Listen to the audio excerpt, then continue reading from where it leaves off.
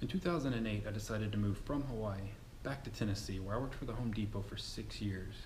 See, I lived in Hawaii from 2006 to 2008, but in 2007, my best friend chose to end his own life because of a girl. And then just 3 months later, another good friend of mine passed away in a car accident. So I felt like all my friends were dying while I was living the dream in Hawaii.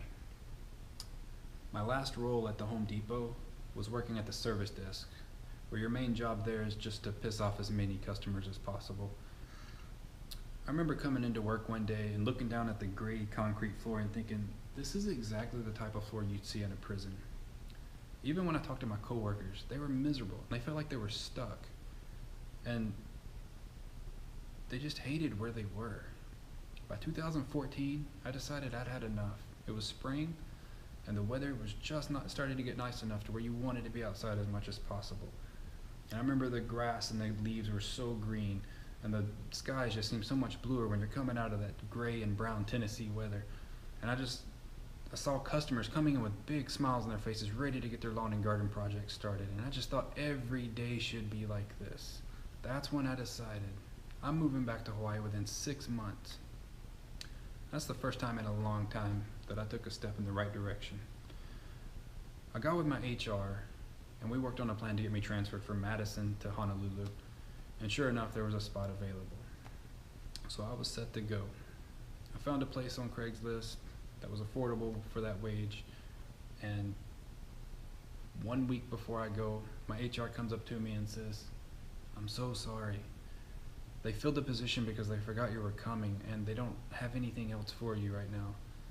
I said, "Don't worry about it. It's okay. Sometimes these things happen. I'll figure it out." So I get on Craigslist. I find a place for 1 week for $300. I figured within a week I could find an affordable place to live. And sure enough, I find a 10-bedroom house with 1 bedroom for rent for $380 a month. And it comes with 9 roommates at no extra charge. It wasn't until I got settled back in Hawaii that I realized what was in control of my life after my friends had passed away. And it was fear. The fear of losing all my friends while I'm out living the life I want to live and not being there for them during their time of need. There were other fears that came up after that, like the fear of heights and the fear of being inadequate and not being good enough for a good job. So to face these fears, I started applying for jobs that paid 50% more than I'd ever made before in my life, and applying for jobs that required degrees that I still don't have. And I started doing hikes on the edges of cliffs that were 1,800 foot high.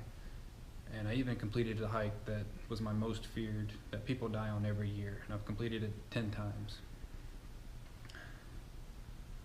A funny thing happened when I started rejecting fear. I started seeing opportunities that were there the whole time, but I never knew they were there because fear told me they weren't. Aside from getting past my fear of heights, rejecting my fears has led to me losing 78 pounds in 7 months, running 2 marathons, being on 6 episodes of Hawaii Five-0, making more friends than I could ever lose, and getting a job in an accounting department at a company that generally requires a degree. All it takes is one fear to prevent you from taking the reins on life. So if you feel like you have no opportunities or you're not in control of your life, I urge you to do some fear checking and find out what is in control of your life and do whatever it takes to make it you. Thank you.